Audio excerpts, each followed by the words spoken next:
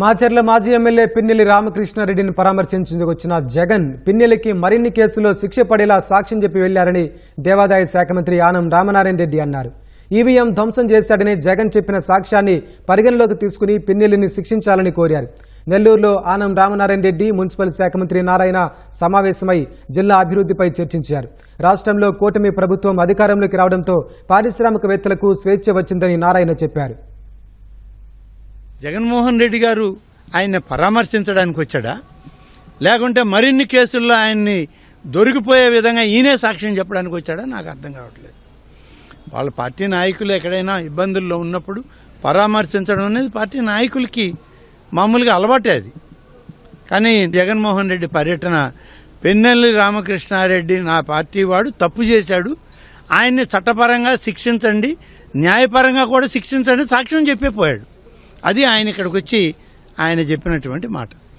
కాబట్టి కనీసం పార్టీ నాయకత్వానికి కూడా విలువలు లేనటువంటి పరిస్థితుల్లో ఇవాళ ఈ రాష్ట్రంలో వైఎస్ఆర్సీపీ పార్టీ ఉంది, ఆ నాయకత్వం ఉంది. కాబట్టి భవిష్యత్తులో వైఎస్ఆర్సీపీ పార్టీ ఈ ఆంధ్రప్రదేశ్లో మనుగడ సాధించలేదనేటువంటిది సుస్పష్టంగా నిన్న ఆయనే చెప్పిపోయాడు. గత ప్రభుత్వంలో ప్రతి ఒక్కరూ భయపడుతూ ఉన్నారు. వ్యాపారస్తులు, చిన్న వ్యాపారస్తులు వ్యాపారం చేసుకోవాలన్నా, పెద్ద వ్యాపారస్తులు వ్యాపారం చేసుకోవాలన్నా, ఒక ఇండస్ట్రీస్ వచ్చి ఇక్కడ పెట్టాలన్నా భయపడుతూ ఉండేవాళ్ళు. ఈరోజు అందరూ ఫ్రీ అయ్యారు. నేను నెల్లూరు ప్రజలందరికీ ఒకటే చెప్పేది, వ్యాపారం చేసుకున్నాడు స్వేచ్ఛగా చేసుకోండి, అయితే రూల్స్ అండ్ రెగ్యులేషన్స్ అతికించొద్దు. అదేవిధంగా ముఖ్యమంత్రి గారు ఆదేశించారు. నెల్లూరు, కడప రెండిట్లో లేఅవుట్లలో చాలా అక్రమాలు జరిగినాయి. గత ప్రభుత్వం వాళ్ళు చేశారు. వెంటనే ఎంక్వైరీ కమిటీ వేయమన్నారు. దానికి ఎంక్వైరీ కమిటీ వేసాం.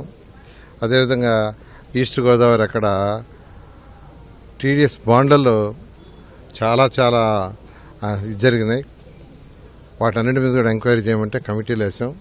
ఆ రిపోర్ట్ వచ్చిన తర్వాత వాటి మీద యాక్షన్ తీసుకోవడం జరుగుతుంది.